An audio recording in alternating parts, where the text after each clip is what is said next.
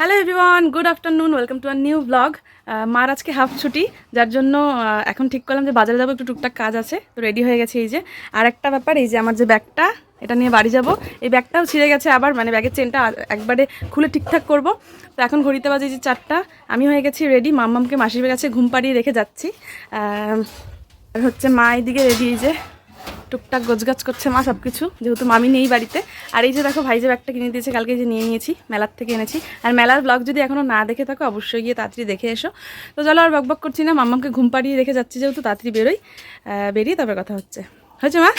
যেহেতু মাম্মাম ঘুমিয়েছে, তো সেই চান্সেই কিন্তু আমি আর মা বেরিয়ে পড়লাম বাজারের উদ্দেশ্যে। তো রাস্তায় ভিডিও করা হয়নি, সোজা চলে আসলাম একটা বাজারে কাপড়ের দোকানে। এখানে এসে শাড়ি দেখছিলাম, ওই তুত কালারের শাড়িটা নেওয়া হয়েছে, মা একজনকে গিফট করবে তাই জন্য। আর আমাদের পাড়ার এক বৌদির মেয়ে হয়েছে, ওর জন্য এই ড্রেসগুলো দেখছিল, বাচ্চাদের যেরকম হয়। তো ওখানে জামা কাপড় দেখার পর দেন চলে আসলাম মাসকাবাড়ি খরচা নিতে। আমরা যেই দোকান থেকে মুদিখানা খরচা নিই সেখানে।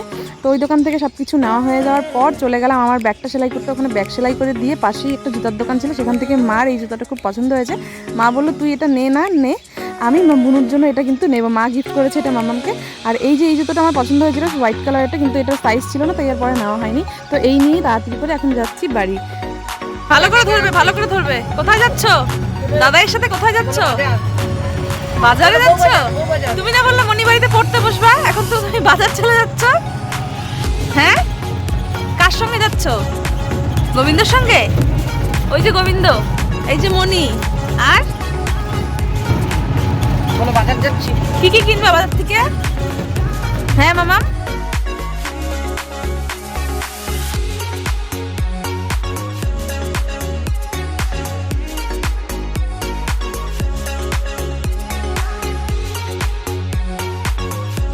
তো বিকেলে বাজার থেকে এসে আর ভিডিও করা হয়নি, মাম্মাম ঘুম থেকে উঠে পড়েছে। তো মাসির সঙ্গে আসলাম বাড়ির সামনেই একটা বাজারে, 2 মিনিট লাগে। এখানে আমি বিয়ের আগে অনেক এসেছি বাজার করতে।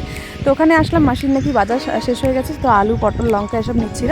আর সঙ্গে আতপ চাল নেবে, মাছের মাথা দিয়ে মুড়ি ঘন্ট খাবে, আমাকে রান্না করে দিতে হবে আজকে। আর সঙ্গে নিয়েছি লতি, এটা দিয়ে নাকি কালকে চিংড়ি শুটকি দিয়ে করতে হবে, এটাও আবদার, আমাকেই রান্না করে দিতে হবে। এইসব নিতে এসেছিলাম বাজারে, তো এখন যাচ্ছি বাড়ি আবার। হচ্ছে বললো মুড়ির ঘন্ট খাবে আমার হাতে, তো আমাকে বললো তুই রান্নাটা কর, তাই তো। আর এই যে মাম্মামকে দেখো মনোযোগ সহকারে আসলা দেখছে, নাও খাও। ওই ভাই নে না, তোর ড্রেস চেঞ্জ করে আসি বাড়ি গিয়ে। মাও কিছু খরচা আনতে ছিল টুকটাক, সেগুলো রেখে ড্রেস চেঞ্জ করে তারপরে এসে বাসাতে মুড়ি ঘন্ট রান্না করবো।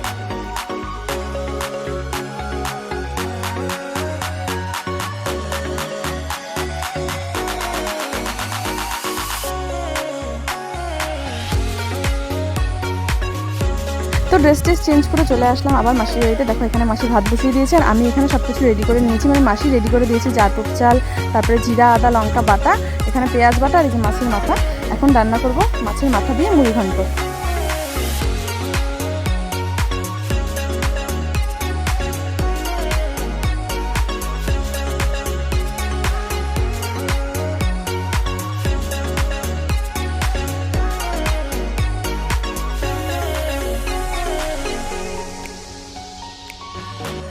আর এখানে কিন্তু আমার রান্না মোটামুটি শেষের দিকে, এখন চালটা দিয়ে কষাবো। আর এবার একটা কথা বলি, মাসি সবসময় বলে, মানে আমার শ্বশুর বাড়ি হচ্ছে মাসির বাপের বাড়ি, মানে আমার মামা বাড়ির দেশে আমি বিয়ে করেছি। তো মাসি সবসময় বলে আমার রান্না নাকি মাসির বাপের বাড়ির সবার মতো আর কি। তো আমার রান্না খেতে নাকি খুব ভালো লাগে, তাই আসলে পরে মাসির প্রতিবার আবদার থাকে যে আমি ওকে কিছু একটা রান্না করে খাওয়াবো। তো যাই হোক, ভাই এখানে ক্যামেরা করছিল, ওকে একটু খাইয়ে দিচ্ছিলাম খন্তির থেকে নিয়ে, মানে ইয়ার্কি মারছিলাম আর কি। তো এই যে দেখো আমার মুড়ি ঘন্ট কিন্তু রেডি। তো কেমন হয়েছে কমেন্ট করে জানিও। আর এটা কিন্তু পরের দিন দুপুরের ভিডিও ক্লিপ, মানে সানডে দুপুর, মার ছুটি ছিল তাই মা ঘুরতে নিয়ে বেরিয়েছিল। সেদিন আর ভিডিওটা কন্টিনিউ করতে পারিনি, কারণ আমার শরীরটা খুব খারাপ ছিল, তাই আর মানে এনার্জি লস হয়ে গেছিলো একেবারেই। তো আজকে আবার চলে আসছি দুপুরে একটা ভিডিওর সাথে, মানে আজকেও এনার্জি নেই, কিন্তু তাও তোমাদের সাথে তো ব্লগ শেয়ার করতেই হবে তাই না। তো বেরিয়ে পড়েছি যে ঘুরতে। মাম্মাম যেহেতু ঘুম চোখে ছিল, তাই একটু দুষ্টুমি করছিলাম ওর সাথে।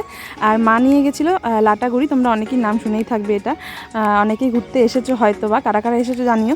তো ওখানে একটা চা বাগান ছিল, এখানে নেমে একটু কিছু ছবি তুলে নিয়েছি, ব্যাস এই ছিল আর কি আজকের ঘোরা। আর মাম্মাম এখানে বিঙ্গোর ম্যাড অ্যাঙ্গেলটা খাচ্ছিল বসে বসে, আর আমি নিয়ে নিয়েছিলাম এখানে প্রাণের ড্রাই কেক, আর সঙ্গে ছিল একটা হচ্ছে 7 আপ। এটা খেতে খেতেই যাবো। আর ড্রাই কেকটা এটা কারা কারা ভালোবাসো জানি, আমি কিন্তু ভীষণ ভালোবাসি, তো এটা খেতে খেতেই এখন যাব বাড়ি। তো ওখান থেকে চলে আসলাম, এসে হাত মুখ ধুয়ে মাসির বাড়ি চলে আসছি, কারণ মাসির বাড়িতে না আসলে আমার ভালোই লাগে না। তো এসেই মাসি ওর জন্য অনলাইন থেকে এই ব্যাগ দুটো অর্ডার করেছিল। দেখো ব্যাগ পেয়ে তো ভীষণ খুশি। এই যে একটা মিকি মাউস আর একটা ছিল পিঙ্ক কালারের, যেটাও ছাড়তেই চাইছিল না। তো ব্যাগ ট্যাগ নিয়ে চলে আসলাম ব্যাগ গোছাতে আমার ঘরে। তো আমি ব্যাগ গোছাচ্ছিলাম আর মা এদিকে গরমা গরম রুটি বানাচ্ছিল। দেখো এই যে তো এটা দিয়ে আজকে ডিনার হবে রাতে, এই যে মাটন আর হচ্ছে গরম গরম রুটি। এটা নিয়ে বসে পড়েছি। তার মাঝে মাম্মা এসেছে, বলছে মা আমি দুজনকে খাইয়ে দেবো। ব্যাগটা খাইয়ে দিয়েছে, দুজনকেও খাইয়ে দিয়েছে, আমাকেও খাইয়ে দিয়েছে। 9:30 মামামের ঘুম পেয়ে গেছে। এই যে হাই তুলছে দেখো, এই যে বুনু ওরা চলে আসছে মামা বাড়ি ঘুরে। তারপর একটু পরে দেখা হচ্ছে। আর আজ কালকে যেহেতু যাবো গা, তাই হচ্ছে মা বিছানা করে দিচ্ছে আজকে। এই কদিন কিন্তু আমি করছি, মাঝে মাঝে দুই একদিন বেশিরভাগটা আমি করছি। মা সারাদিন টায়ার্ডের পর আর কি বিছানা করতে চায় না। আর আজকে লাস্ট নাইট এই বাড়ির, কালকের ডেটা পাবো শুধু সকালটা আর কি, বিকেলেই চলে যাবো বাড়ি। আজকের লাস্ট ব্লগ এখানটায়, কালকে সকালে টাটা বাই বাই। মামাম কালকে বাড়ি। এই যে ম্যাডাম ঘুমো পেয়েছে, তুমি তো কত গিফট পেয়েছো, ব্যাগ দিয়েছে মনি তোমাকে। তো যাই হোক, আজকের ব্লগটা এখানে শেষ করছি। তোমাদের আজকের ব্লগটা কার কেমন লাগলো কমেন্ট করে জানিও। ভালো লাগলে লাইক কমেন্ট শেয়ার করে দিও, আর নতুন হলে সাবস্ক্রাইব করে দিও। আবারও দেখা হচ্ছে কালকের ব্লগের সাথে। কিভাবে শুরু করবো কালকের ব্লগ জানি না, কিভাবে শেষ হবে। মা গুড নাইট করে দাও। Good night. ও মা এখনো খাই নাই, সেটাই বললো গুড নাইট। টাটা বাবাই, গুড নাইট, এখানেই শেষ করছি। সকলে ভালো থেকো, সুস্থ থেকো, টাটা।